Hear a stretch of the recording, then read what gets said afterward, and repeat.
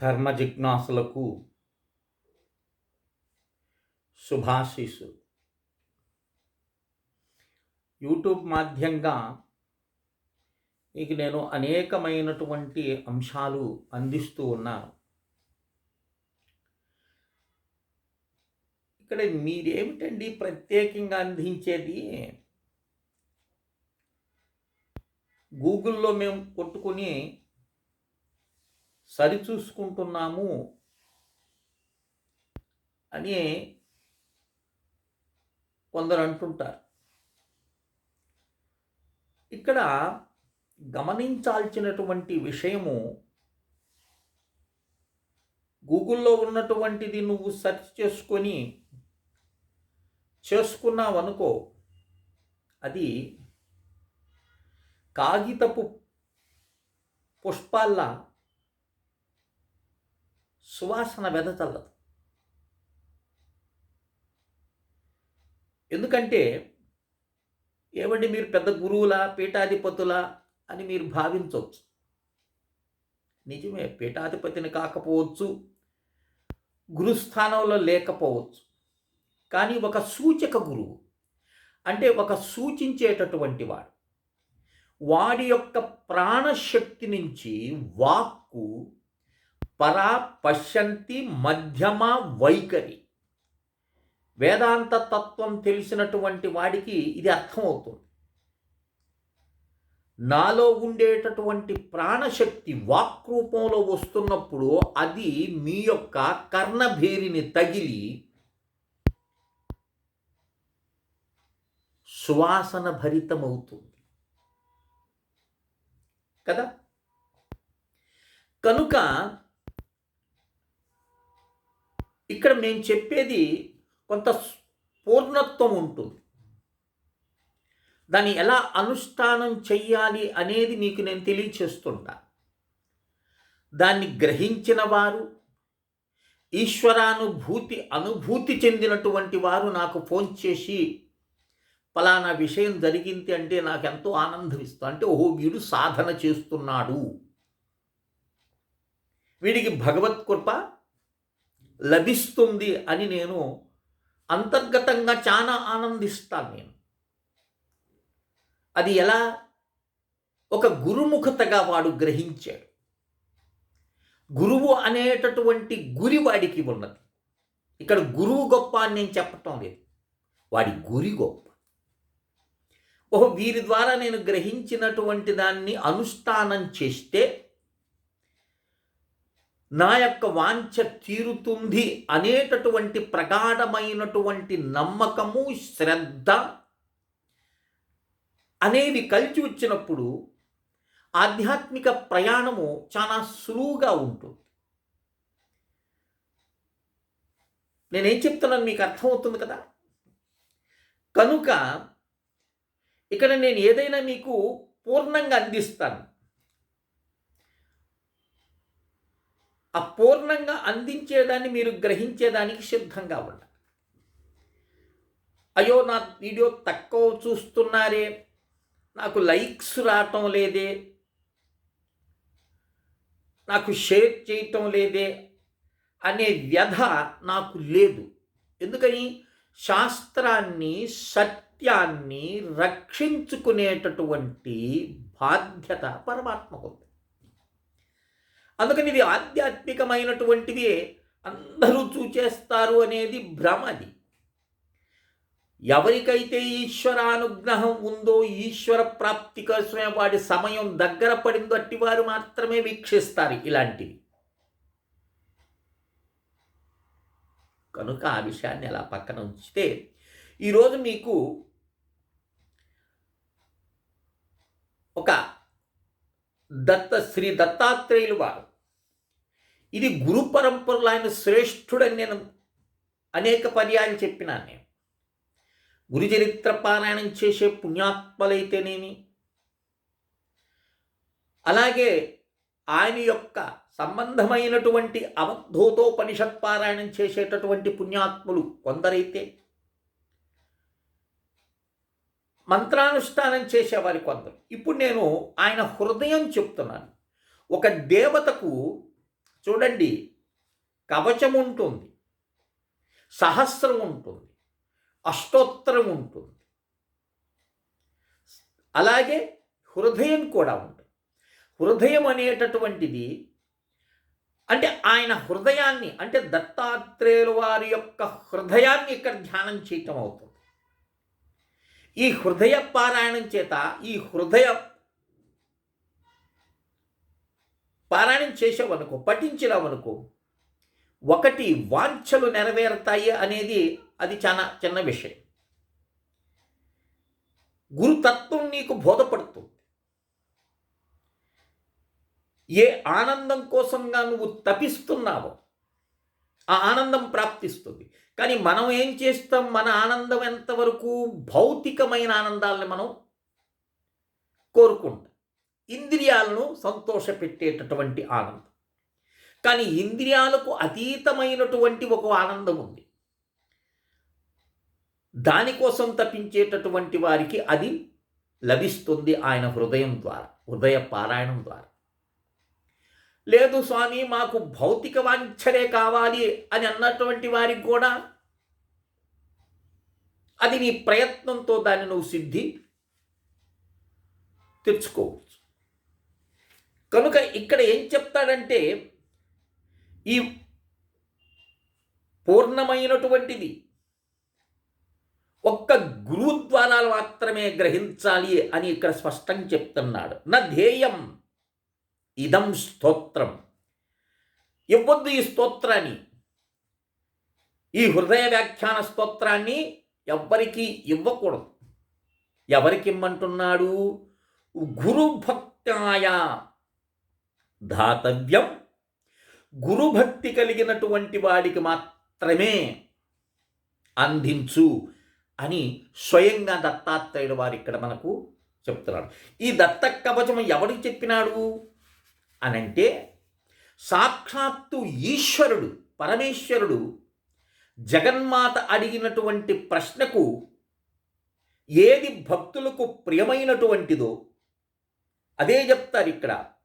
వరద ప్రియే మహాభాగే భక్తానుగ్రహకారిణి. భక్తులకు ప్రియమైనటువంటిది, ఆనందాన్ని ఇచ్చేటటువంటిది నీకు నేను చెప్తాను దేవి అని పరమేశ్వరుడు అంటున్నాడు. దీన్ని పుణ్యం జ్ఞానానాం ముక్తి మార్గం, అనంతమైనటువంటి పుణ్యం లభిస్తుంది ఈ యొక్క హృదయ పారాయణం చేత. ఇవన్నీ 23 శ్లోకాలు ఉన్నాయి.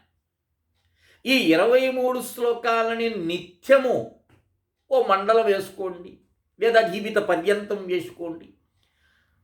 ఈ దత్త సంప్రదాయంలో ఉండేటటువంటి వారు నిరంతరం పారాయణం చేసుకోవచ్చు. 10 నిమిషాలు పడుతుంది. కానీ పారాయణం అనేది పూర్ణత్వంగా ఉండాలి. పారాయణము పూర్ణత్వంగా ఉండాలి. పూర్ణత్వం ఏంటి? ముందు న్యాసం చేసుకోవాలి. కరముల యందు, అలాగే శరీర అవయములందు న్యాసం ఉంచుట, ఆ యొక్క బీజాక్షరాలని చెప్పి. అందుకని ఈ ఒక మంత్రాన్ని, ఒక కవచాన్ని కానీ, ఒక దేన్నైనా మనం పారాయణం చేసేటప్పుడు అతి ముఖ్యమైనటువంటి, ఇప్పుడు బండి నడవాలంటే ఏం కావాలండి? స్టీరింగ్ ఉండాలి, చక్రాలు ఉండాలి, సీట్లు ఉండాలి, ఇంజిన్ ఉండాలి కదా. ఇవి ఉంటేనే నడుస్తుంది. అట్లాగే ఒక మంత్రం మనం అనుష్ఠానం చేస్తున్నామంటే దానికి అంగములు ఉంటాయి. అంటే న్యాసం చేయటం. అంగములు అంటే ఏంది? షడంగములతో కూడుకున్నటువంటి, షట్ అంగములతో కూడుకున్న దాన్నే పారాయణం చెయ్యాలి. ఆ అంగములు ఏమిటి? మొట్టమొదటిది ఋషి, రెండవది ఛందస్సు, మూడవది బీజము, నాలుగవది శక్తి, ఐదవది కీలకం. ఇవన్నీ కూడా ఎవరిని తెలుపుతున్నాయి? తద్దేవతను. 5, 6. అర్థమైంది కదా. ఇక్కడ ఒక బీజాక్షరం ఇస్తారు. ఇక్కడ ఏం చెప్తున్నాడు?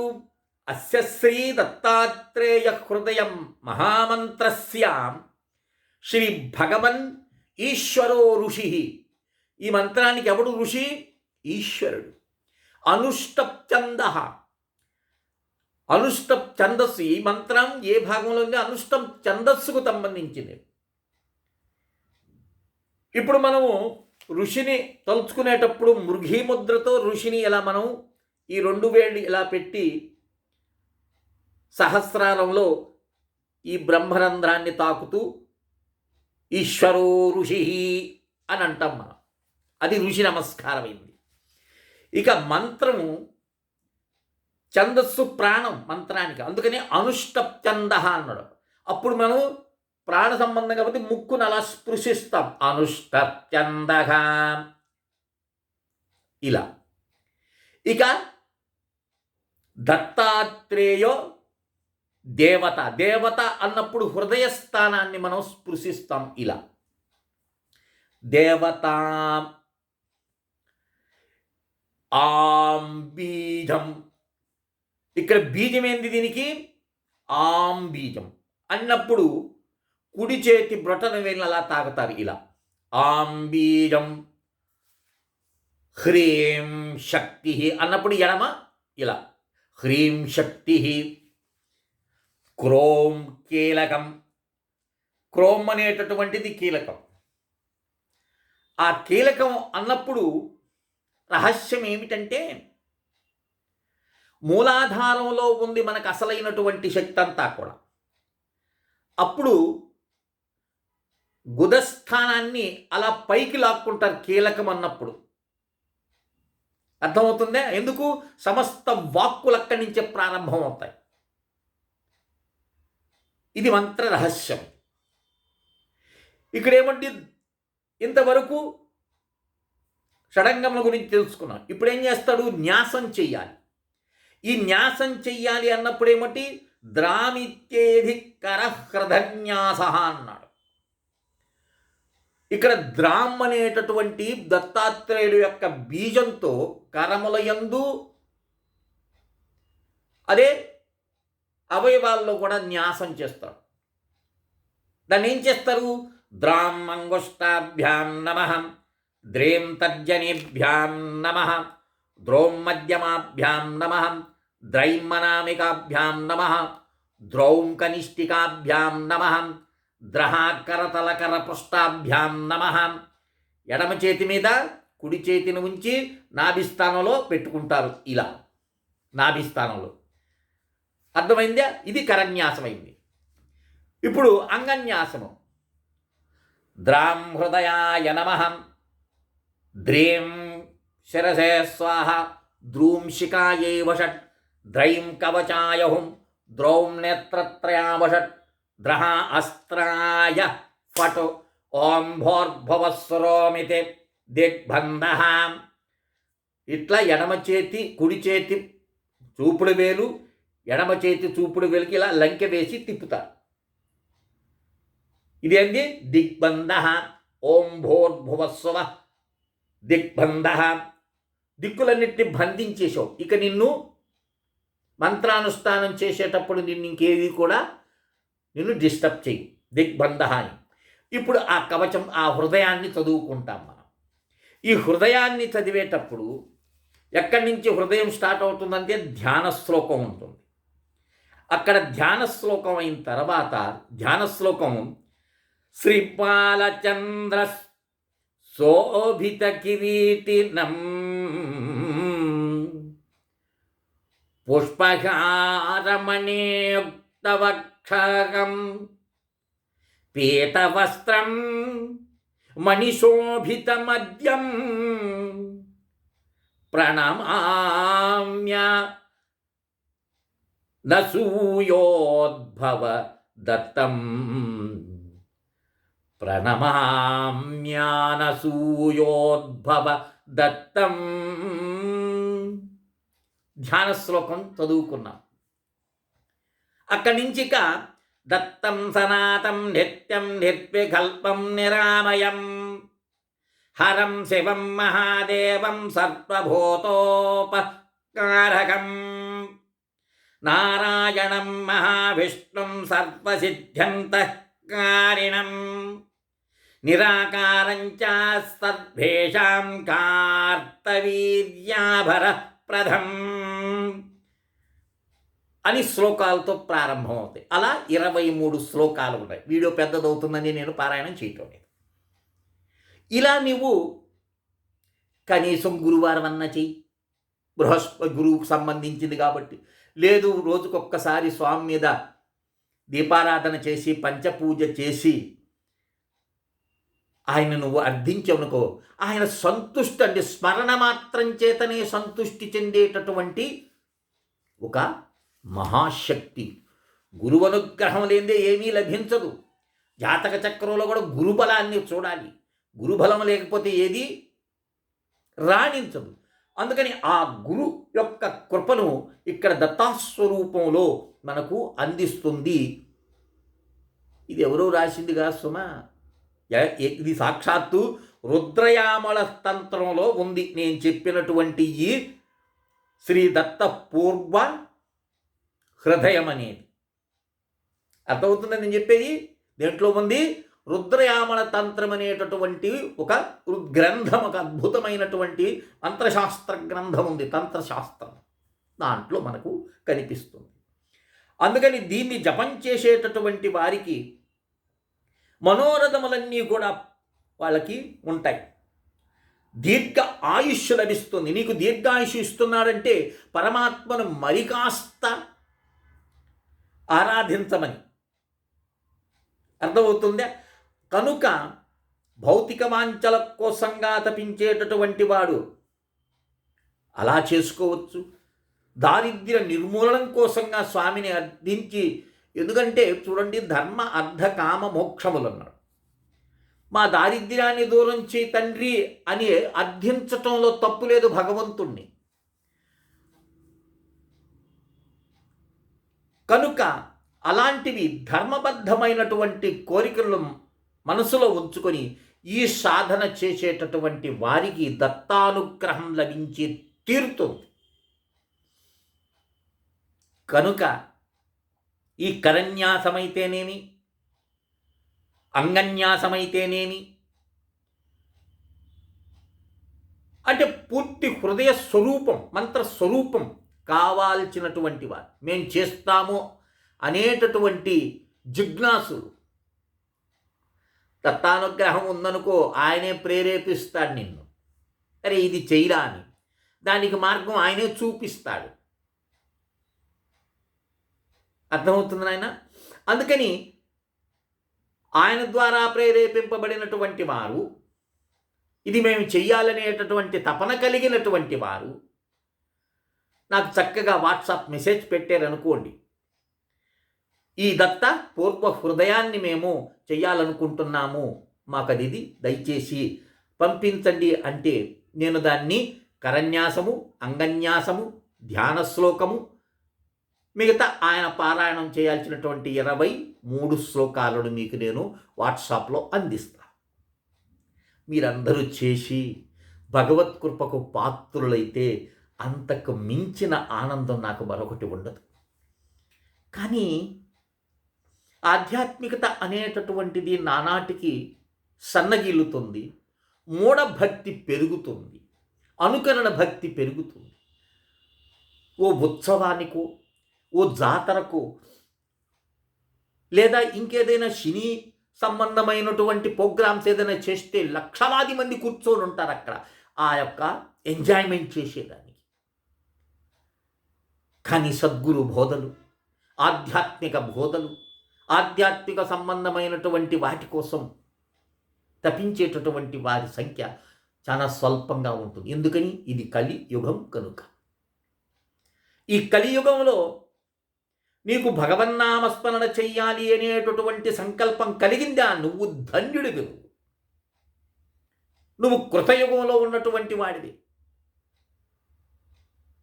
అలాంటి గొప్ప అవకాశం మనకు ఈ రుద్రయామల తంత్రంలో చెప్పినటువంటి శ్రీ దత్త పూర్వ హృదయ పారాయణం చేసి దత్తానుగ్రహానికి పాత్రులవుతారని ఆశిస్తూ శ్రీ విద్యోపాసకులు శ్రీ మండే లక్ష్మీ నరసింహారావు లోకా సమస్తా సుఖినో భవంతు.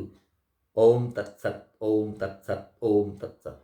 మరొక మాట, ఇది కావాల్సిన వాట్సాప్కు నాకు మెసేజ్ పెట్టమన్నారు కదా, కానీ నేను నెంబర్ చెప్పలేదు మీకు, అందరికీ తెలుసని. అయినా ఒకసారి చెప్తున్నాను, 9966900246కి వాట్సాప్ మెసేజ్ పెట్టండి.